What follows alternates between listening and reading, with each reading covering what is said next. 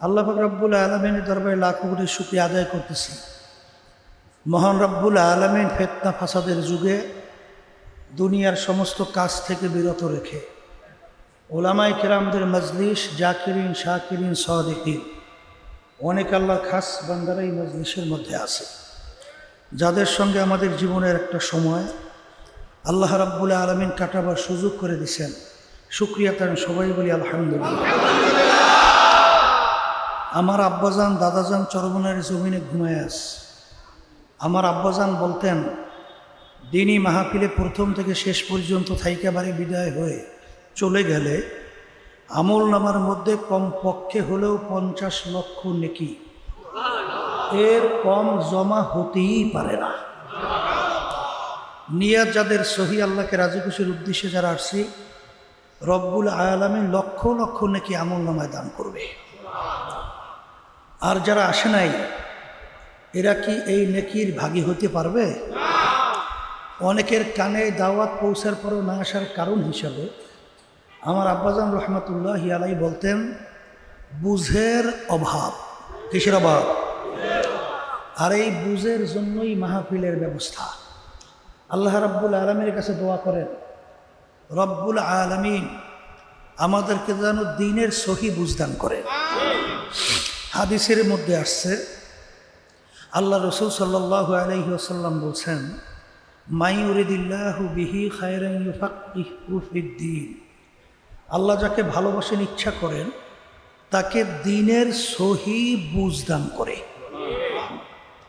পাশে একটা কথা মনে রাখতে হবে, হেদায়েত কিন্তু কোনো পীরের হাতে নাই, কোনো বাবাদের হাতেও নাই, কোনো দলের নেতা নেত্রীর হাতেও নাই, কোনো ওস্তাদ বা ওস্তাদদের হাতেও নাই।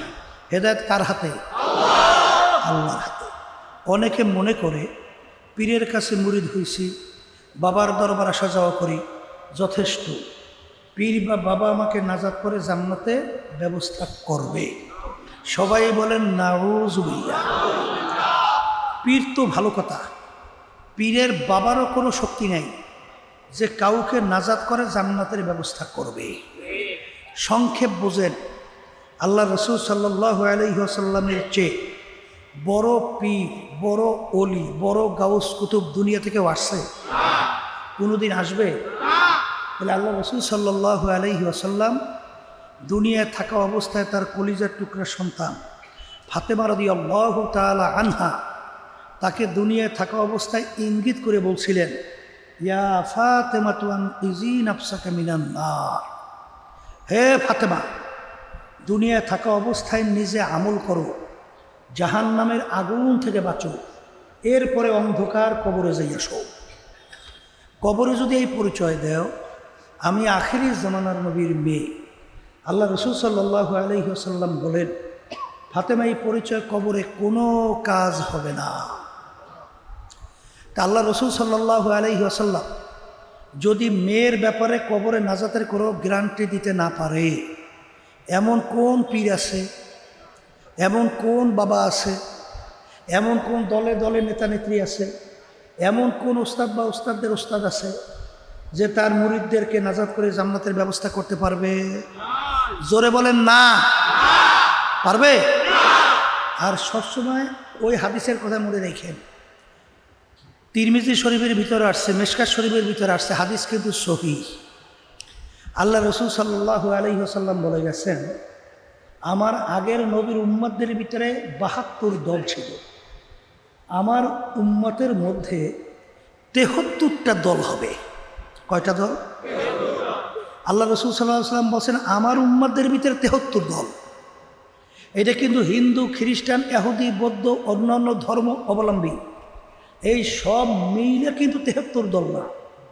যারা আল্লাহ রসুলকে নবী মানছে, যারা আল্লাহর উপরে ঈমান আনছে, এই উম্মতদের ভিতরে 73টা দল হবে। কয়টা দল হবে? এই 73 দলের মধ্যে আল্লাহ রসুল সাল্লাল্লাহু আলাইহি ওয়াসাল্লাম বলছেন, 72টা দল, কয়টা দল? ধ্বংসপ্রাপ্ত হয়ে জাহান্নামে চলে যাবে।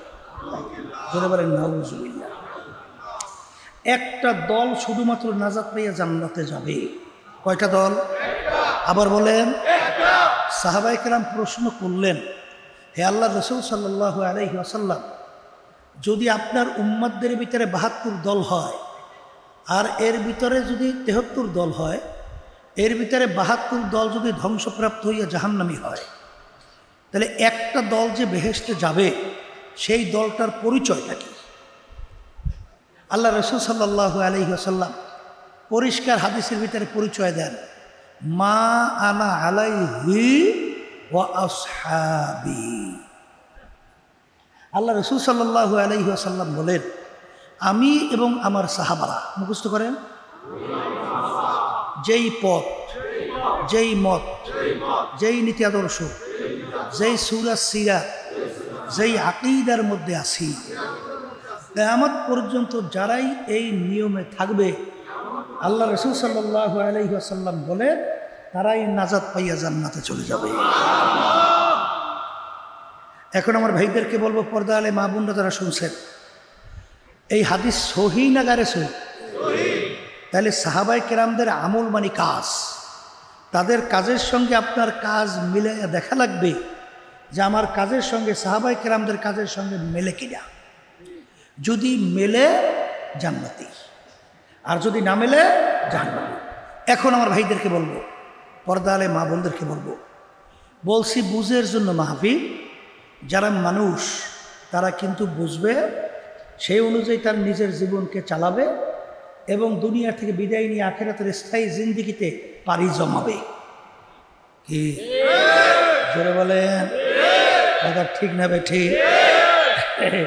শোনেন, এই বুঝের জন্য আমি কোরআনুল কারীম থেকে প্রথম শুরুর আয়াত তেলাওয়াত করছি। যারা মানুষ তারা কিন্তু বুঝবে, সেই অনুযায়ী চলবে। আর যারা মানুষের সুরাতে আবু জাহাল, উতবা সাহেব, আবু লাহাব বারকা, এরা কিন্তু বুঝা ও বুঝবে না। শব্দটা কি বলেন বলেন?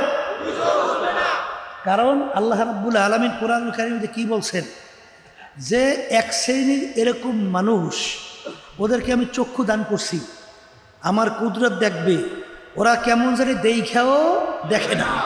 ওদেরকে আমি কান দান করছি, আমার নবী রসুল পাঠাইছি, সাহাবাই কেরাম সহ এই তাবিন, তাবিঈন, উলামায়ে মুতাকাদ্দিমিন, মুতাআখিরিন, হাত্তাকাল এখন পর্যন্ত যত খাঁটি নায়েবে রসুলরা আল্লাহ হাবিবের নায়েব দায়িত্ব হিসেবে পালন করতেছেন, তাদের কথা শুইনাও শোনে না, শুইনাও। ওদেরকে আমি অন্তর্দান করছি, বুঝ দান করছি, ওরা কেমন জানি বুঝাও বুঝে না। এই মানুষগুলো কেমন? আল্লাহ রাসূল সাল্লাল্লাহু আলাইহি, আল্লাহ রাব্বুল আলামিন বলেন, উলাইকা কাল আনআম, এই মানুষগুলো চতুষ্পায় জানোয়ারের মতো। কির মতো? এরপরে আল্লাহ বলেন, বাল হুম আদল, এই মানুষগুলো তার চেয়েও খারাপ। এরপর আল্লাহ বলেন, শাররুল বারিয়া, এই মানুষগুলো আমার সবচেয়ে নিকৃষ্ট জানোয়ার, শূকরের চেয়েও খারাপ। কে বলছে? আবার বলে। তাইলে বোঝা গেল এক শ্রেণীর আবু জাহাল মার্কা। বলছি কেন? আবু জাহালকে আল্লাহ রসুলকে চেনত না। আসতে বলো, চেনত না? আল্লাহ রাব্বুল আলামিন কোরআনুল কারীমে কি বলছেন, যে রসুল ওরা আপনাকে এইভাবে চেনে এবং জানে, যেভাবে ওদের সন্তানদেরকে ওরা চেনে। আপনার ছেলেকে চিনতে আপনার কোনো অসুবিধা হয়? তাই ঠিক আপনি যে আমার পক্ষ থেকে রাসূল, এটা ওইভাবেই ওরা চেনে, এইভাবেই জানে। কিন্তু জানার পরেও আল্লাহু আকবার, হুব্বুদ দুনিয়া রাসু কুল্লি খতিয়াতি, আল্লাহ রাসূল সাল্লাল্লাহু আলাইহি ওয়াসাল্লাম বলেন, সমস্ত গুনার মূলই হলো এই দুনিয়ার মহব্বত। ক্ষমতার মহব্বত, পদের মহব্বত, দলের মহব্বত, সম্পদের মহব্বত, এই এর কারণে ওরা আপনাকে চেনাও কি চেনে না। কথা ঠিক না ভাই? ঠিক।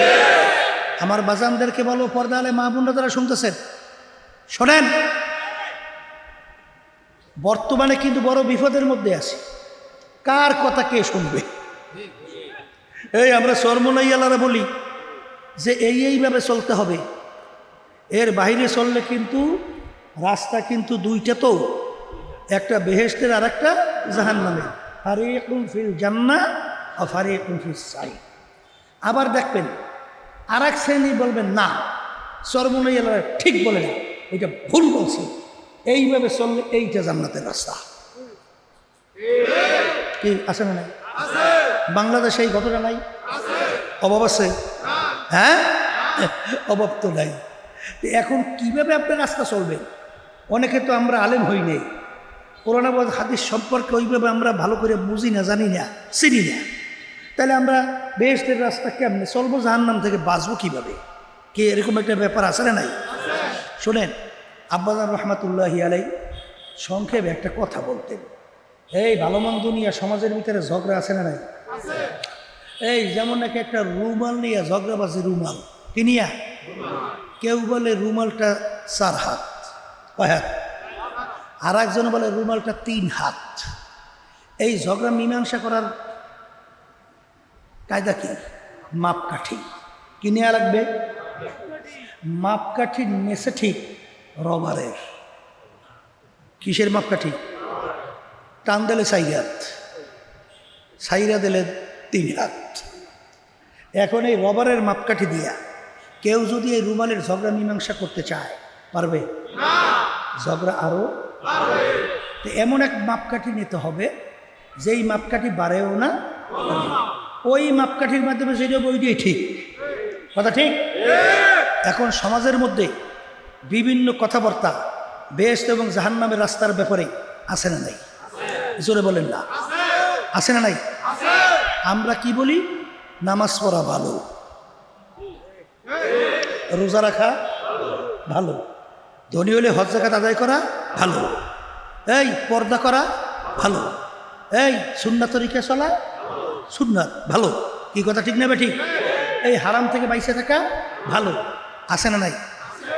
এক শ্রেণী কিন্তু আবার দেখবেন তারা বলবে, এই বেটা ওই নামাজ রোজা টোজাগুলো কিছু লাগবে না, যদি এই আমার সঙ্গে সম্পর্ক রাখতে পারো তাহলে আমি যথেষ্ট তোকে নাজাত করে জান্নাতে নেওয়ার জন্য। আছে না নাই? গেছিলাম পাবনা, সেখানে পাবনায় কাশীনাথপুর মনে পড়ে, সেখানে বলে এক বাবার মুরিদ আছে, এক বাবার, তো তাদের নামাজ রোজা কিচ্ছু নাই, মরার পরে কি বলে একটা সাজরা নামা লেখা কাপড়ের ভিতরে ঢুকাইয়ে দিলে ওইটাই বলে তার নাজাতের জন্য যথেষ্ট। আছে না নাই? গেছিলাম চাঁদপুর, ল্যাংটা বাবার মাজার। কার মাজার? ল্যাংটা বাবা। শব্দটা কি? ল্যাংটা বাবা। সেখানে হাজার হাজার মানুষ দৌড়ায়। তাই ওসি সাহেব দুপুরে আমার সঙ্গে খানা খাইতেছে। ওসি সাহেবকে আমি জিজ্ঞেস করি, ওসি সাহেব ওখানে কি হয়? বলে, হুজুর বললেন না, মনকে মন গাজা। কি চলে? গাজা। গাজার নৌকা বলে পাহাড় দিয়ে চলে। আচ্ছা, নৌকা এই মাটি দিয়ে চলে শুনছেন, দেখছেন? আপনার আব্বার কাছে শুনছেন? বাপ দাদা কালই মালুই তাও শোনেন নাই? নৌকা চলে পানিতে, আর গাজার নৌকা চলে বলে পাহাড়ে। এর অর্থ কি? গাঁজা সেবন করার পরে স্বাভাবিক ব্রেন ঠিক থাকে না, এই জন্য মাটি রেখায় পানি, পানি রেখায় মাটি। কথা ঠিক কিনা? আচ্ছা, আমি জিজ্ঞাসা করি, ওসি সাহেব আর কি চলে? বলে, হুজুর বললেন না, ওখানে আর যা চলে ও হুজুর বলার মতো কায়দা নাই। এখন বুঝলেন তো? এখন যদি জিজ্ঞেস করে যে ব্যাপার কি, তোমরা হাজার হাজার মানুষ, এই তোমরা এখানে যাও কেন? বললেন না, বাবার ভিতরে মাল আছে, বাবার মধ্যে। আবার বলেন না। আচ্ছা, বাবার মধ্যে যে কি মাল আছে তা তো সব বাইরেই গেছে। এই একটা ল্যাংটা মানুষ, ওর মালটা কোন জায়গায়? কাপড় সুপুর দিয়ে ঢাকা থাকলে তো মালটা একটু ঢাকাটা কোথায়, কিন্তু কাপড় নেই, সুপুর নেই, ল্যাংটা, ওর আবার মাল ডাকো, মাল তো সব বাইরেই গেছে। তা মাল আছে বলতে বোঝেন নাই? পেটের মধ্যে গু আর মুদ ছাড়া আর কি আছে? কথা ঠিক কিনা? মাল আছে কি কয়, কলে বইলেন না হুজুরে বিশ্ব কুতুব। কলে তা কেন? কলে আমি আগে গরিব ছিলাম, বাবার কাছে যাওয়ার পরে ধনী হয়ে গেছি। আমার বাচ্চা কাছে হয় নাই, বাবার কাছে যাওয়ার পরে এখন বাচ্চা কাছে হয়েছে। আমি বিভিন্ন কেসে জর্জরিত, বাবার কাছে যাওয়ার পরে পুরো কেস থেকে পরিত্রাণ। আমি ব্যবসা বাণিজ্যের সমস্যা, এখন টাকা পয়সার অভাব নাই। এই পানির ভিতরে ফুক দেছে, আমার সব রোগ ভালো। কলমের ভিতরে টান দেছে, এখন খালি ঠক ঠক ঠক ঠক করে লড়তেই থাকে।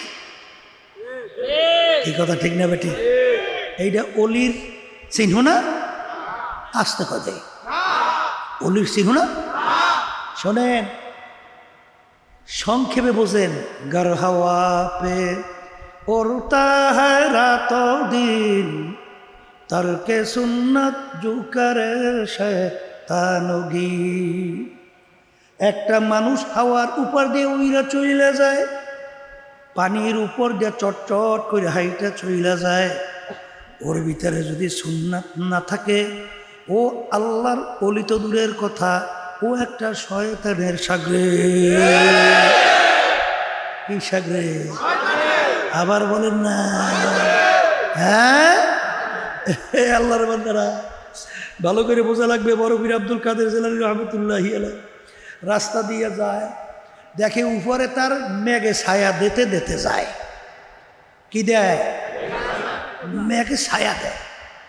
এখন বড় পীর সাহেব তো চিন্তা করলেন যে নবীদেরকে ছাড়া মেঘে ছায়া দিছে এরকম তো ইতিহাস দেখাশোনা যায় না, আমার মাথার উপরে মেঘে ছায়া দেয় কেন?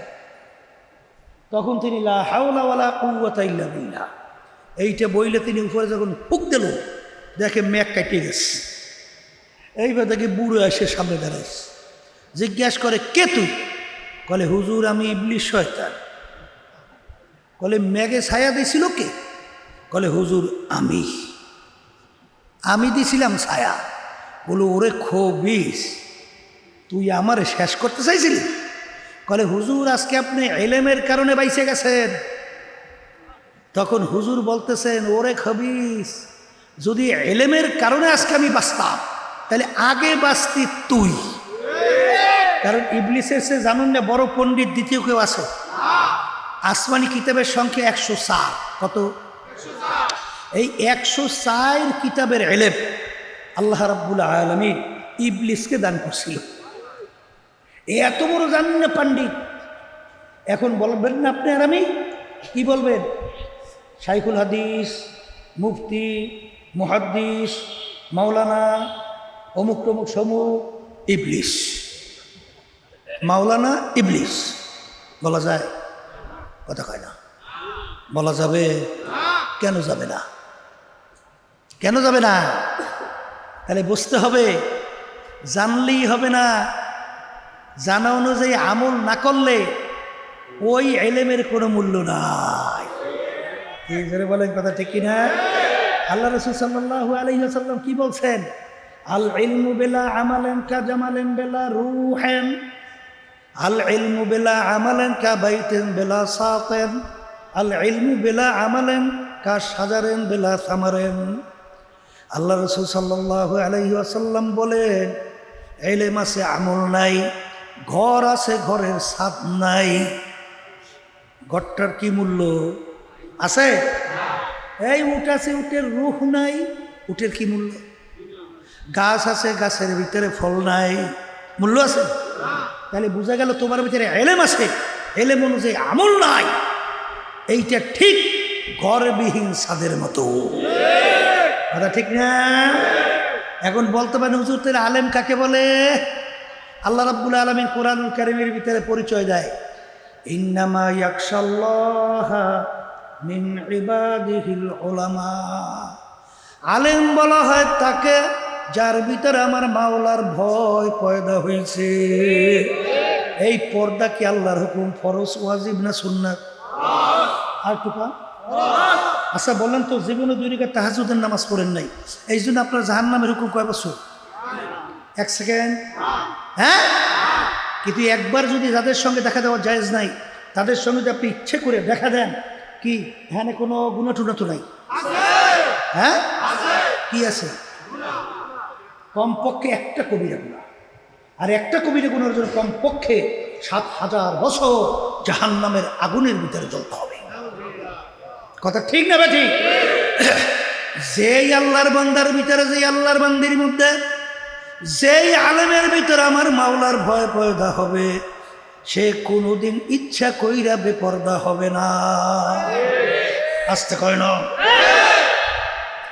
জীবনেও যদি তুমি 2 রাকাত তাহাজ্জুদের নামাজ না পড়ো, তোমার জন্য 1 সেকেন্ডের কোনো জাহান্নামের হুকুম নাই।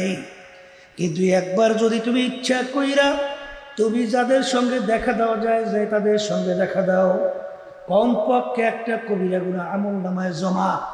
কথা কয় না? জোরে বলেন, কথা ঠিক কিনা? এই জন্য আমার বাজানদেরকে বলবো, পর্দা আলে মা বোনদেরকে বলবো, শোনেন, যেই কথা আমি বলতে চাইছিলাম, যে ফুক দিলে উড়িয়ে যায়, কলব ঠকঠক করে লড়ে, অনেক কিছু হয়ে যায়, এর নাম কিন্তু আলেম না, এর নাম কিন্তু দরবেশি না, এর নাম কিন্তু বুজুর্গি না, এর নাম কিন্তু অলি না। অলি বলা হয়, বুজুর্গি বলা হয় হাকিমুল আশরাফ আলী থানভী রহমাতুল্লাহি আলাইহি। তার এই দরবারের ভিতরে রাখা আলেম যাওয়ার পরে বলতেছে, হযরত এত বছর আপনার এখানে ছিলাম, ওই আপনার তো ভিন্ন কোনো কেরামত টারামত কারামত কিছুই দেখলাম। তারপর হুজুর বলতেছেন, বাজান তুমি কি এত বছর যে 12 বছর যুগ রইলা, তুমি কি আমার থেকে একটা সুন্নতের কোনো ব্যতিক্রম আমল দেখছো? বলে, হুজুর দেখি নাই। বলে, বলো, এর চেয়ে বড় কারামত আর কিছু হইতে পারে না, আর এর চেয়ে বড় কারামত আমি মালিকের কাছে চাইও না। জোরে বলেন, কথা ঠিক কিনা?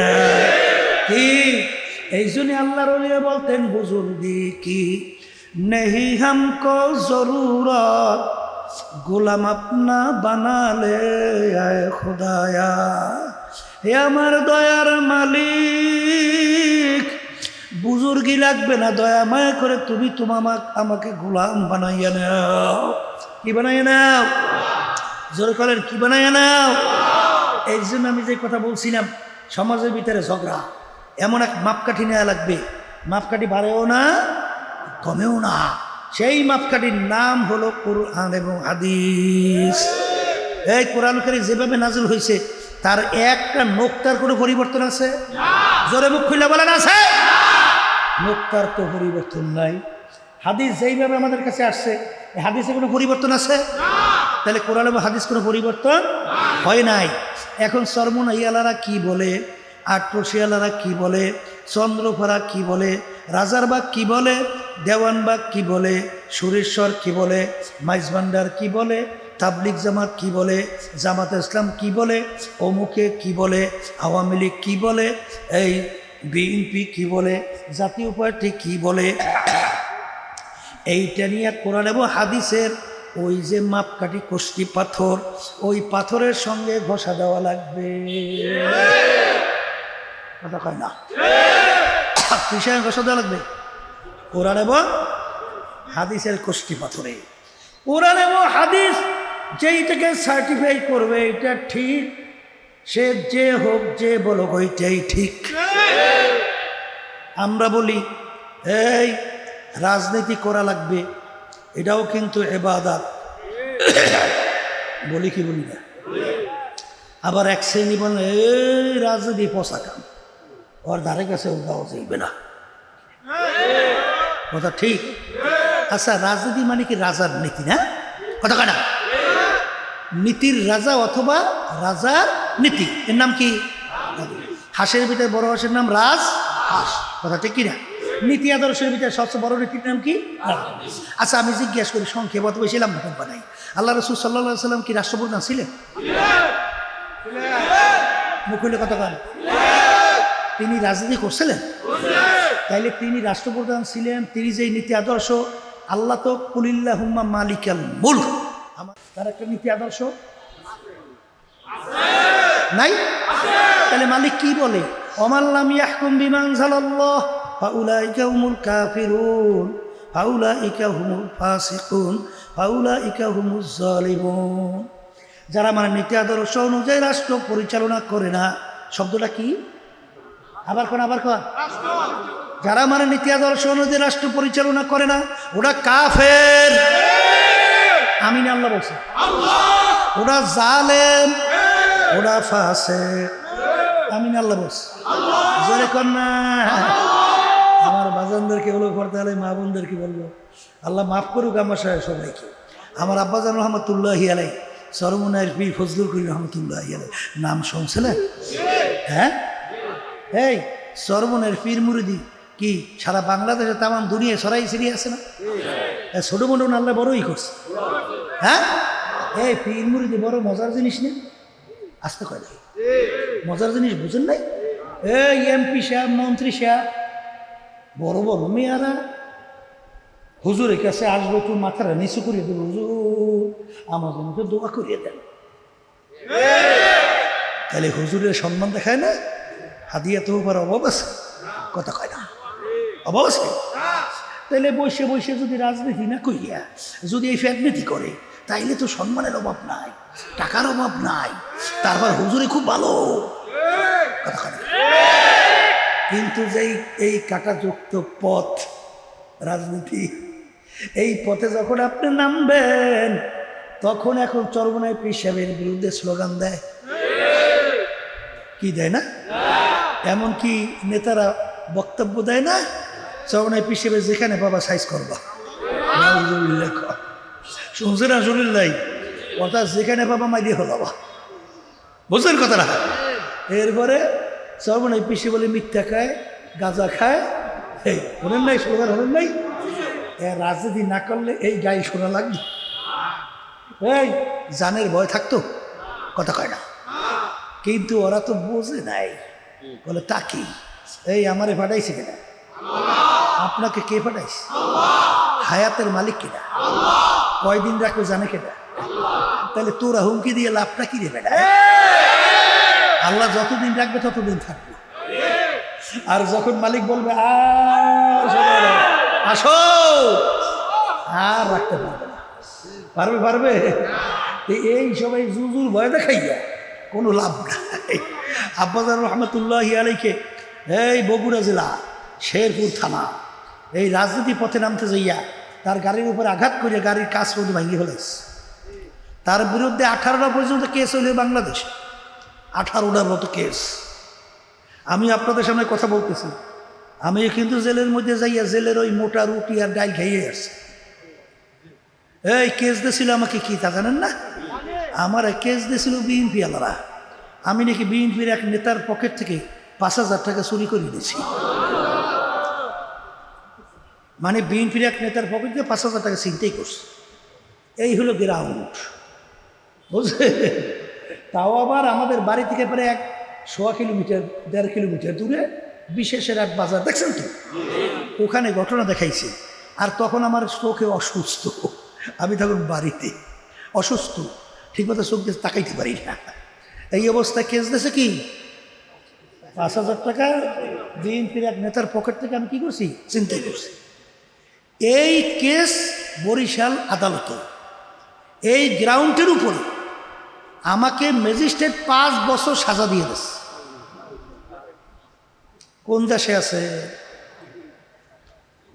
কোন দেশে আছে? হ্যাঁ, এরপর তো সাজা দিয়েছে। শুধু তাই না, আমরা হাইকোর্ট দিয়া যখন নাকি এইটা মৌকুব করলাম, ওরা আবার তখন ক্ষমতায়, তখন আবার সুপ্রিম কোর্ট সিঙ্গেল বেঞ্চে আবার রায় 5 বছর সাজা বহাল আছে। এরপরে আমরা গেলাম সুপ্রিম কোর্ট ফুল বেঞ্চ, আর কোনো কোর্ট আছে? গেলাম।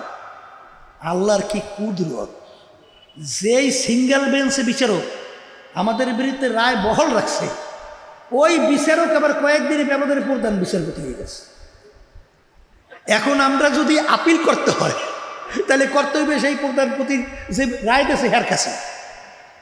এখন যদি সুপ্রিম কোর্ট থেকে রায় বহাল রাখে, তা আমার মতো একটা ছেলে, আমার ছোটো ভাই ফয়জুল করিম, আবুল খয়, 5 ভাই বেড়া এই কেসে জলজরতে করিয়া 5 বছর জেলে থাকা লাগতো। তাই 5 বছর যদি আমার মতো একটা ছেলে জেলে থাকে, কি থাকে? কোন দেশে বসবাস করে? কোন দেশে? 71 দেশ স্বাধীন হয়েছে 3টা স্লোগানের মাধ্যমে: সাম্য, ন্যায় বিচার প্রতিষ্ঠা, মানবিক মর্যাদা। একটাও কি বাস্তবায়ন হয়েছে?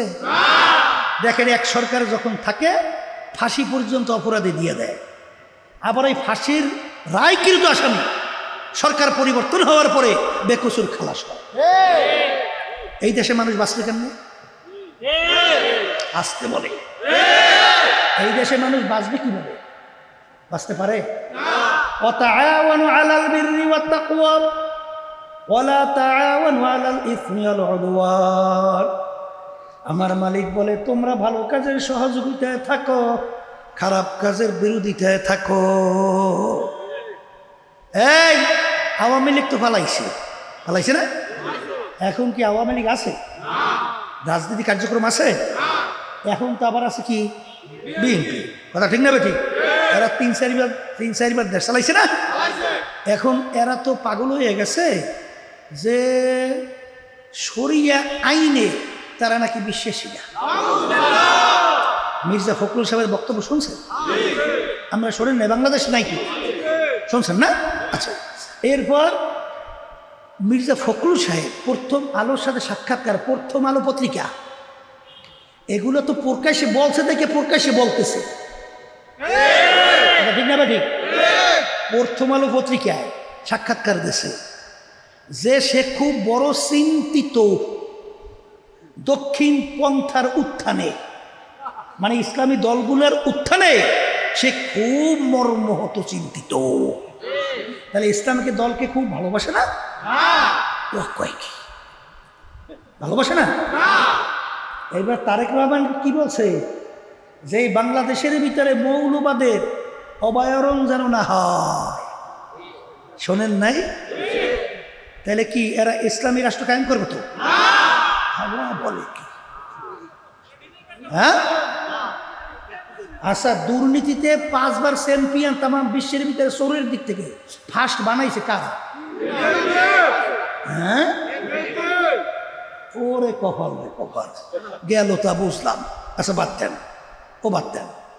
এখন আবার এক শ্রেণী কিন্তু আলেম নামে তারা নেমে গেছে।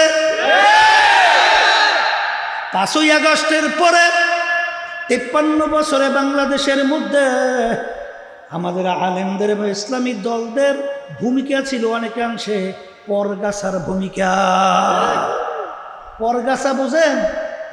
নিজে গাছ না, অন্য গাছে ভর করে।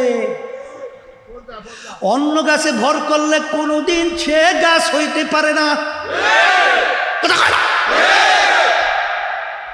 যেই দেশের ভিতরে 92% জনের মতো মুসলমান বসবাস করে, যেই দেশের আজানের শব্দে বাচ্চাদের ঘুম ভেঙে যায়, যেই দেশের আজারে বাচ্চারা মায়ের কোলে ঘরে যায়, যেই দেশের ভিতরে জুমার সময় মসজিদের ভিতরে দেখবেন নামাজে মুসল্লি মসজিদে ধরে না, সেই দেশের ভিতরে আলেম ওলামা তোলাবার অভাব নাই। সেই দেশের ভিতরে আজকে 53 বছর শেষ হয়ে বা 54 বছরে পড়ল, এই দেশের ভিতরে এত মুসলমান, এত ওলামায়ে কেরাম থাকার পরেও এই দেশে ইসলামী নীতি আদর্শ পরাজিত।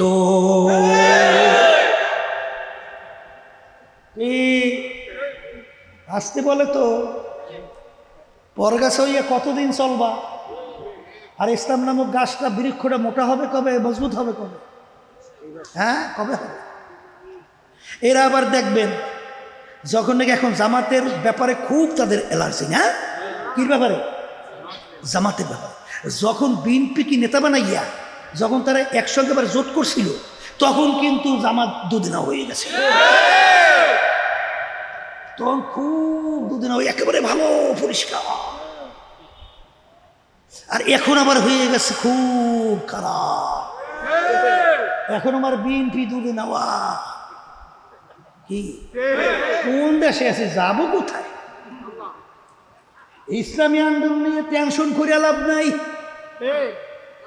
কারণ ইসলামী আন্দোলন বাংলাদেশ 1987 সালে প্রতিষ্ঠিত হওয়ার পর থেকে অদ্যাবধি পর্যন্ত একজন এমপিও কিন্তু আমাদের দলীয় এই ব্যানারে কিন্তু সংসদে যায় না। এই জন্য আমাদের খুব কষ্ট, ওরে কষ্ট রে কষ্ট, একজন এমপিও পাইলাম না। আবার বর্তমানে বাইরেছেন আবার ইনকিলাব দালাল, আমাদেরকে নিয়ে টিটকারি মারছে। যে একটা দল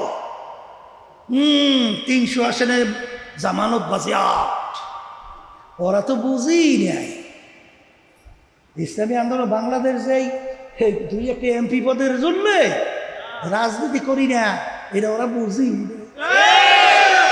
পাগলেরা যাই না, রাখো রাজনীতি করি একমাত্র আল্লাহর হুকুম পালন করার জন্য, ইবাদতের উদ্দেশ্যে। কথা পরিষ্কার।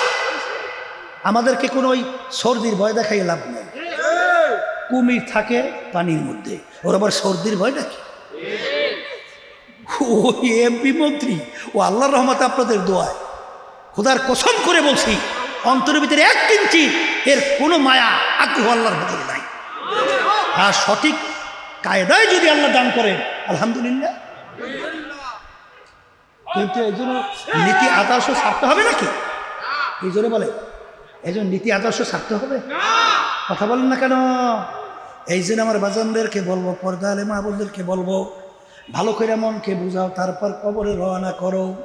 অত ব্যাখ্যায় আমি যাব না। মূল কথা হইল এতটুকুই, এই 5ই আগস্টের পরে বাংলাদেশের ভিতরে কিন্তু ইসলামের পক্ষে যে সুন্দর একটা ক্ষেত্র তৈরি হলো, এই ক্ষেত্র কি 53 বছরে হয়েছিল কিনা? সবাই বলেন না, একটু হয় বলেন না, 2-1 জন বলেন তো আছে। তাই কি এরকম ক্ষেত্র আর এখন কি আমাদের দায়িত্ব কর্তব্য কি এই সুযোগটাকে ইসলামের পক্ষে কাজে লাগাতে হবে কি হবে না? এই হবে কি হবে, কাজে লাগাতে হয়। সেইভাবে মন মানুষের তৈরি করেন। ভোট তো জীবনে বহুত দিছি, আর বহু দলের লাগে তো ঘুরছি। ভোট দিয়ে কেউ ধনী হয় না, গরিব হয় নাই, কিন্তু ভোটের মাধ্যমে ইমান হারা হইতে পারে। ভোটের মাধ্যমে জেনার গুণা বস্তা বস্তা লইয়া পাহাড় বনিয়ে কিয়ামতের ময়দান উঠতে পারে। আসতে বলে কথা ঠিক না? ঠিক। ভোট মানি সাক্ষী, ভোট মানি মতামত প্রকাশ করা, ভোট মানি সহযোগিতা করা। ভাই এখানে বিভিন্ন আদর্শ নিয়ে আসবে। বিএনপি আসবে আব্রাহাম লিঙ্কনের আদর্শ। আব্রাহাম লিঙ্কন কয়েছে সমস্ত ক্ষমতার মালিক জনগণ। এই নীতি আদর্শ লালন করে না অন্য কিছু? আমার ভুল হলে জানাই। তারা কি বলছে? Government of the people, by the people, for the people. এক কথায় তিনি বোঝায় সমস্ত ক্ষমতার মালিক জনগণ। আওয়ামী লীগ ধর্মনিরপেক্ষতাবাদ, যেটার বাংলা অর্থ ব্যাখ্যা দিলে নাস্তিকতা। কথা বলে না? এই বিভিন্ন কায়দা কায়দা নীতি আদর্শ নিয়ে আসবে কি আসবে না? আর ইসলামী আন্দোলন বাংলাদেশ শান্তির প্রতীক, হাত পাখা, এইটা নিয়ে আসবে। আল্লাহ এবং আল্লাহ রসুলের নীতি আদর্শ বাস্তবায়ন করতে চাই। এখন তোমার মতামত কি? এইটা সিলমাইয়া ব্যক্ত করো। এর নাম হইল ভোট। অনেকে দলে পড়ছে, দলের নেতারা সিদ্ধান্ত নেছে আমি এর বাইরে যাইতে পারি। ওরে পাগলা, তোমার আমার কবরে কি দল যাইবে না দলের নেতা যাইবে? না তোমার আমার কবরের প্রশ্ন উত্তর নেতারা দিয়ে আসবে? আমার কবরের প্রশ্নের উত্তর আমি দেবো, তোমার কবরের প্রশ্নের উত্তর তুমি।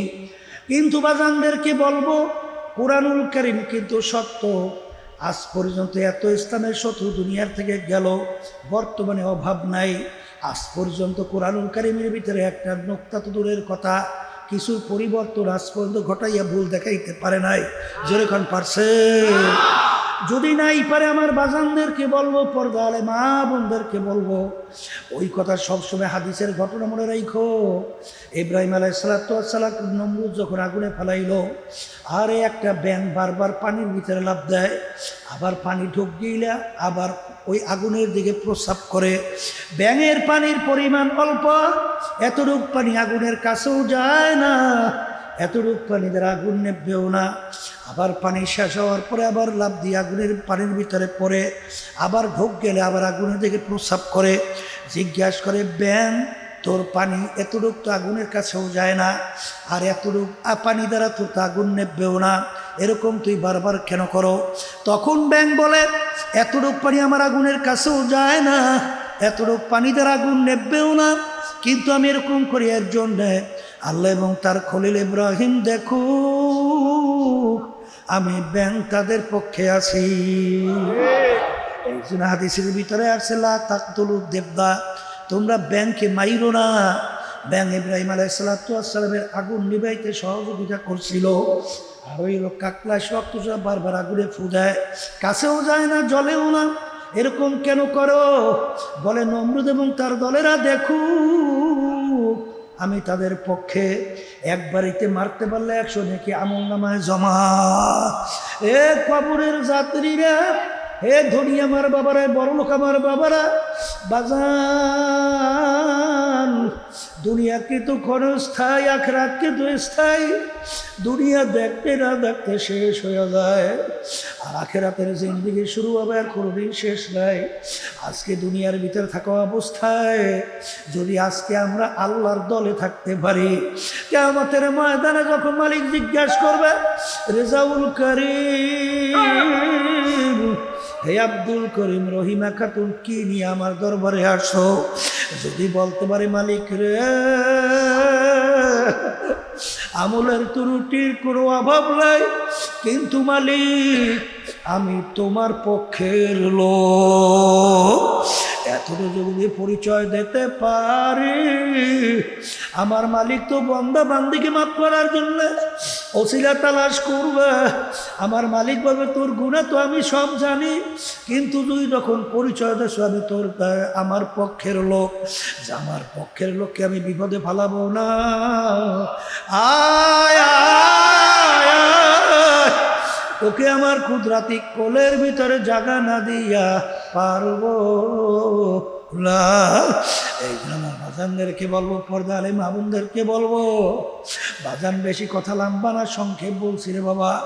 আমার পে কেউ রাগ করিল, মনের বিরুদ্ধে লাগলে কেউ রাগ করিল না, কারণ বাজান তোমার কবরে তুমি যাবা, আমার কবরে আমি যাব।